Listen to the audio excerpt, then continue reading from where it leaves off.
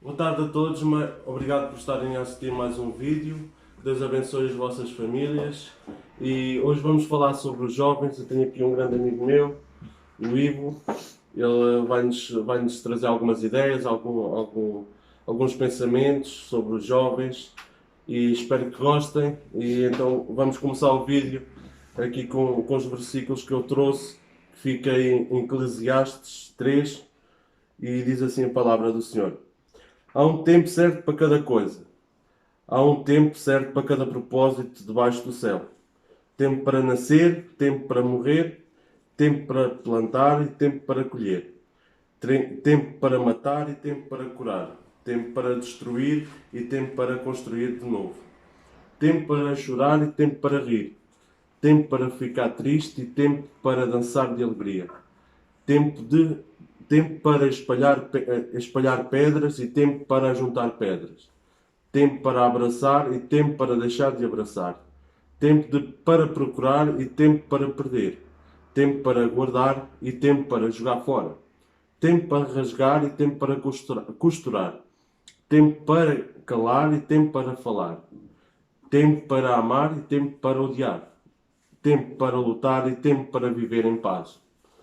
É isso. Será que vocês, jovens, estão a aproveitar o vosso tempo para a palavra do Senhor, para se dedicar ao nosso Deus?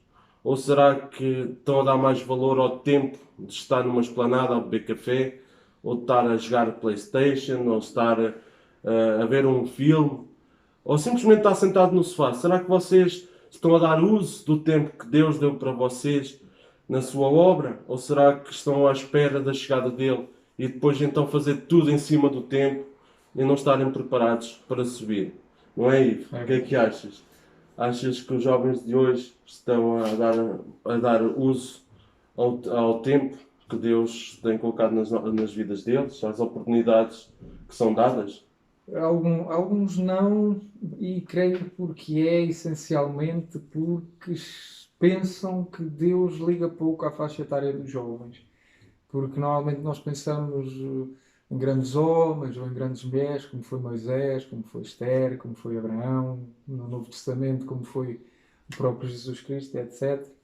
E ligamos pouco, vamos dizer assim, ao facto de quase todos eles, na palavra de Deus, terem a sua história narrada na idade da juventude, o que significa que Deus se preocupa com os jovens. E há aquele velho ditado popular, e que a própria palavra também nos mostra isso, que é aquilo que não é aquilo que semeares, é aquilo que vais colher. É a lei da sementeira ou da semeadura, como quiserem chamar. E no fundo é quanto melhor jovem formos, melhor adulto, melhor homens vamos ser, ou melhores mulheres, no caso de serem no sexo feminino. E a verdade é que Deus escreve na sua palavra todos aqueles grandes homens, nós dizemos grandes homens, nós conseguimos encontrar a infância e a juventude. Se formos logo lá quase ao início, começamos com Isaac, não é? Toda a gente sabe que Isaac, o filho de Abraão, está descrito a sua infância, desde ter sido quase morto pelo próprio pai, porque Deus o pede para entregar o seu próprio filho, depois não acontece, depois vemos a sua juventude, não é? Seguindo mais à frente, temos Moisés, pensamos muito no Moisés, o grande líder, ok, mas e a juventude? Deus descreve o passado no palácio de Faraó. Se continuarmos, chegamos a Esther, que foi rainha, ok, mas antes ela passa por um período de juventude.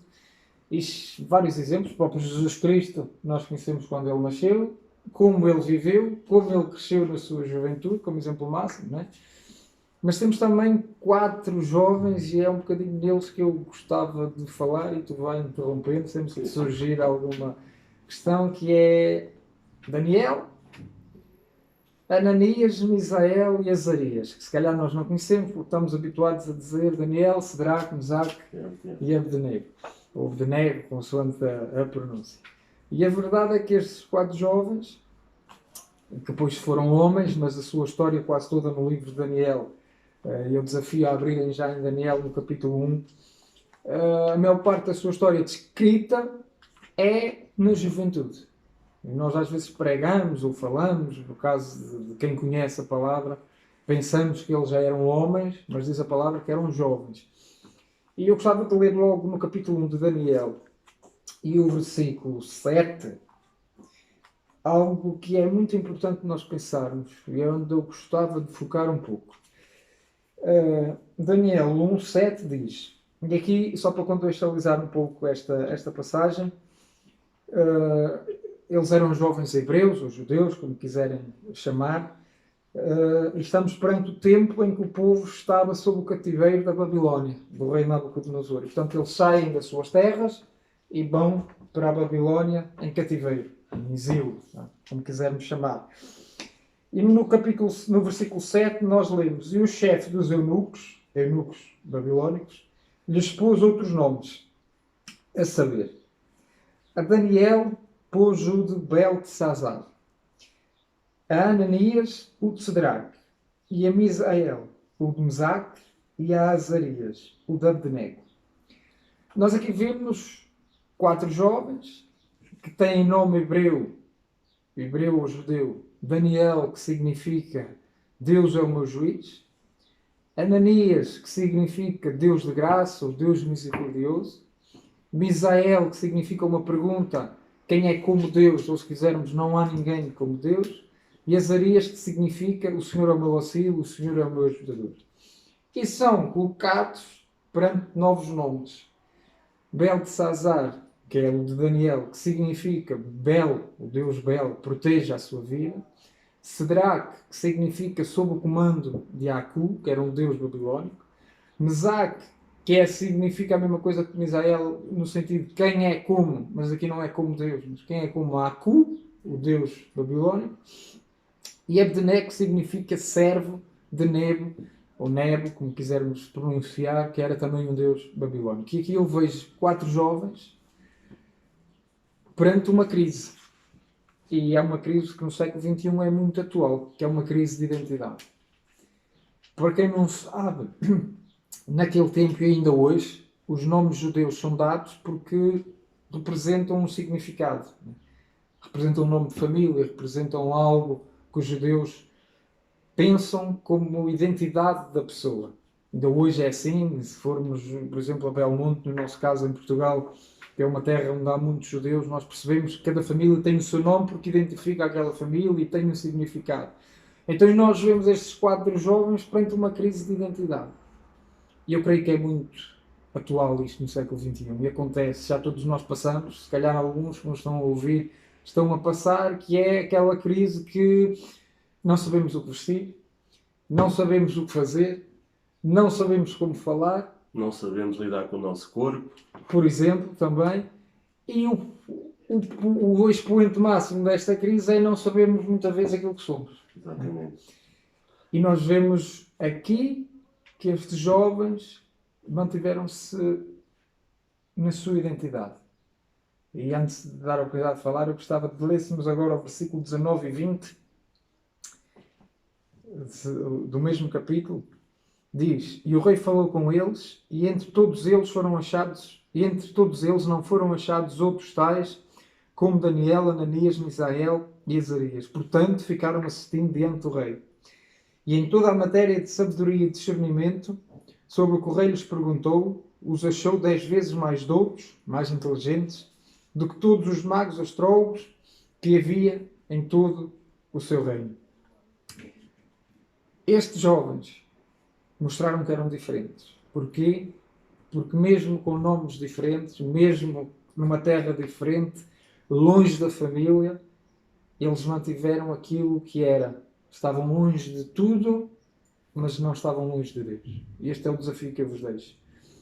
Aconteça o que acontecer na tua vida, mudem de cidade por causa da escola, mudem de nome, mudem de roupa, mudem de estilo, mudem o que mudarem.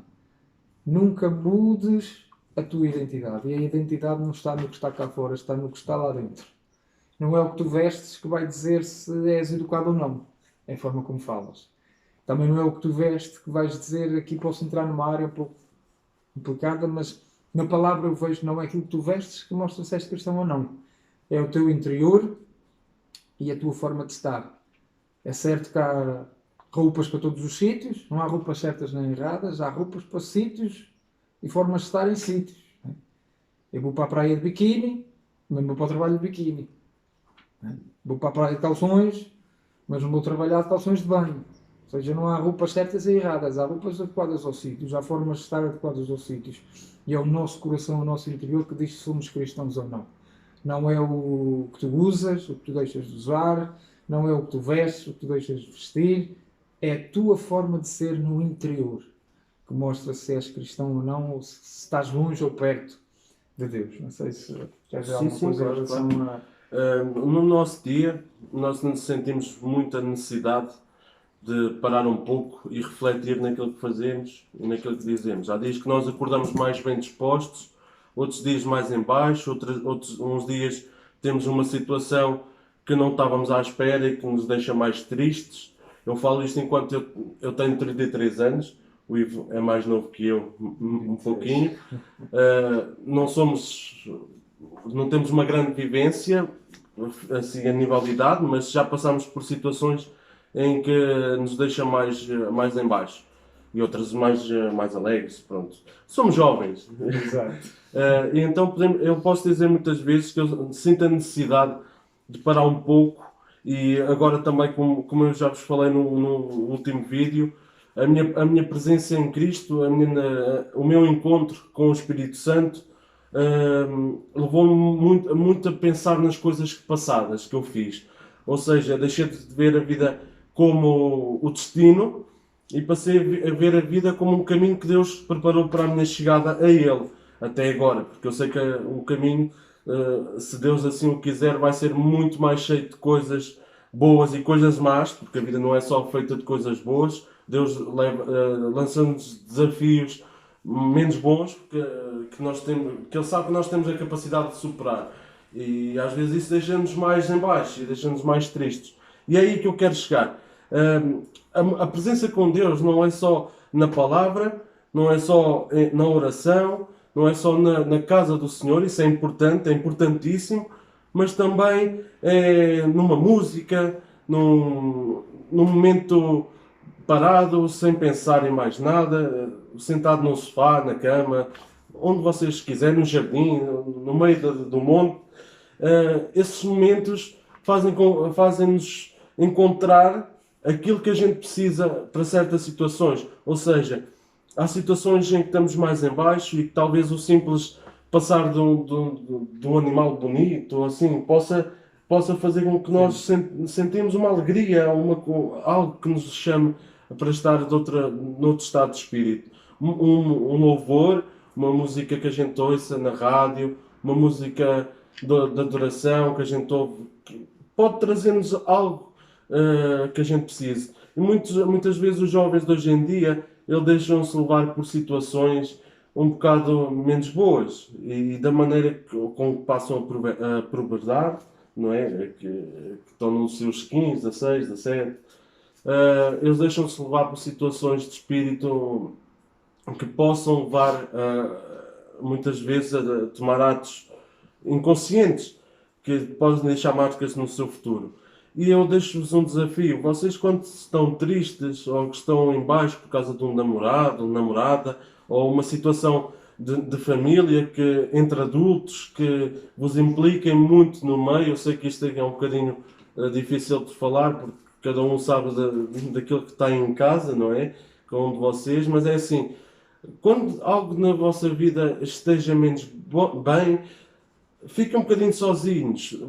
Com Deus, é assim para vocês. Há alguns que me estão a ouvir que se calhar ainda não têm muito aquela confiança com Deus, mas Deus está cá para vocês, para vos ouvir, sejam crentes ou não. Deus está para vos ouvir. Estejam um bocadinho em comunhão com Ele, ouçam os louvores, ou vejam uma pregação no YouTube de algum pastor. Vocês até podem não conhecer, mas ouçam. Talvez possam extrair alguma coisa dessa situação para vos facilitar a vossa vida, o vosso estado de espírito na atualidade. Ivo. Sim, eu quero desafiar-vos. O segredo da vitória, às vezes nós, quando somos jovens, pensamos que vamos lá para onde está a maioria, porque onde está a maioria é que é bom. Então eu gostava de vos levar ao capítulo 3 de Daniel, para perceberem exatamente que é onde está a minoria que está a vitória. Daniel, capítulo 3, está a história de Ananias, Azarias e Misael, ou se preferirmos, Sadraque, Mesaque e Abdenego, quando eles são lançados na fornalha ardente. E porquê? Diz no capítulo 3, eu vou ler 5 versículos, do 13 ao 18, para nos centrarmos, para vocês perceberem o que eu quero dizer. Diz: Então Nabucodonosor, com ira e furor, mandou trazer a Sadraque, Mesaque e Abdenego. À parte. Porquê é que ele mandou trazer? Porque tinha havido, podem ler depois os versículos anteriores, o decreto que tinham todos, ao tocar as buzinas, as trombetas, os saltérios, tudo, ao haver música, digamos assim, todos teriam que se ajoelhar perante a estátua de ouro que o rei Nabucodonosor tinha mandado erguer. E estes 3 jovens não o fizeram. E vamos aqui imaginar, antes de continuarmos a leitura, milhares de pessoas. A Babilónia era na altura o Império, o Todo-Poderoso. Estariam ali milhares de pessoas, milhares de jovens. Todos se ajoelharam. E 3 jovens, que a palavra não se escreve, se estariam à frente da multidão, se estariam lá ao meio, se estariam ao fim. Seja como for, imaginem nas vossas cabeças milhares de pessoas. Faz conta que estão a imaginar um concerto. Então, milhares de pessoas, que a música começa a tocar e todos se ajoelham. E 3 pessoas, 3 jovens, mantêm-se de pé. Na minoria. Mantêm-se de pé. E por causa disto, tiveram o castigo de serem lançados à fornalha. Mas no versículo 16, eles responderam o seguinte: responderam Sadraque, Mesaque e Abdenego e disseram ao rei: Não necessitamos de te responder sobre este assunto. Eis que o nosso Deus, a quem nós servimos, é quem nos pode livrar. Ele nos livrará da fornalha de fogo ardente e da tua mão, ó rei. E se não, fica sabendo, ó rei, que não serviremos a teus deuses, nem adoraremos a estátua de ouro que levantaste. Nós, jovens, temos que ser determinados. E determinação, num dicionário de língua portuguesa, qualquer que seja o país de língua portuguesa que estejam a ver, significa decisão e definição exata. E implica 3 coisas. Estar na minoria implica 3 coisas. Obediência a Deus, acima de tudo. A nossa identidade marca-se pela nossa obediência a Deus. A maioria aprova 1001 coisas neste mundo. Em qualquer país nós vemos situações, mas obedecer a Deus acima de tudo. Implica ação. Não vamos ceder perante qualquer dificuldade. Existem 2 frases que a mim me tocam muito. Uma, e eu deixo para vocês. O nosso problema será tanto maior consoante a importância que nós lhe demos. Mas também ainda vos completo esta frase. É que Deus torna-se tão grande consoante o meu tamanho que nós queremos pôr ao nosso problema. Parece que vocês gostam de dizer o que é que eu estou a dizer, que Deus é pequeno. Não. Deus é o Todo-Poderoso, é o grande em todo o mundo. Mas se nós dissermos este problema meu é enorme, então Deus ainda é maior que esse problema. É isso que eu estou a dizer. Portanto, se tu tens um problema perante a tua frente e não sabes como resolver, lembra-te, Deus é maior e vai-te ajudar a resolver. E depois ainda te digo mais. Um grande teólogo, escritor, pastor de há uns anos atrás, eu vou tentar dizer o nome que é em inglês, eu não pronunciar em inglês não é comigo, mas vocês depois, certamente que alguns de vocês conhecerão, se não procurem, investiguem, até no YouTube.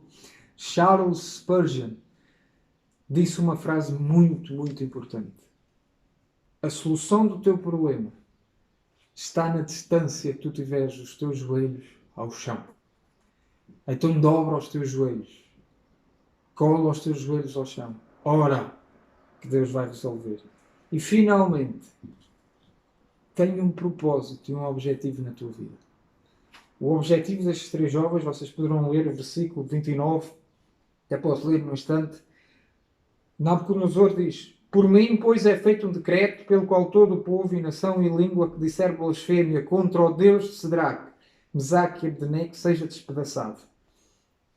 Deus é o maior e o teu propósito deve ser duas coisas. Primeiro, moldar a tua vida à imagem dele. E ser moldar a tua vida à imagem dele refere-se a santidade. E eu já vou explicar o que é verdadeiramente santidade.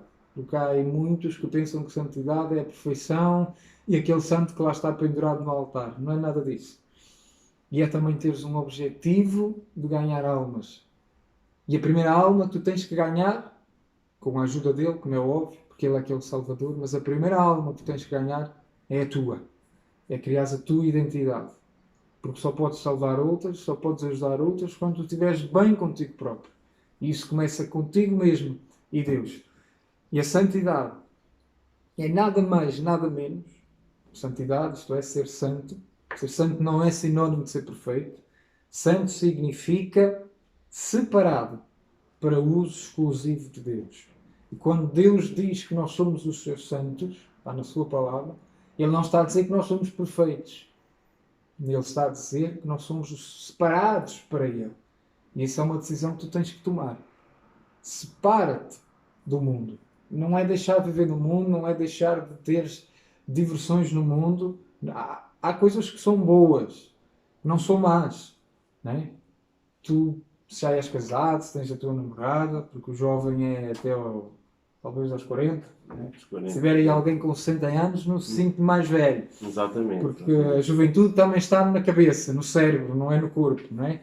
A idade traz obediência e traz intelectual. Exatamente. Portanto, e perfeição. Perfeição espiritual. tu possas querer estar separado para Ele e começa a querer trabalhar o teu interior, a querer crescer, a querer moldar dia após dia.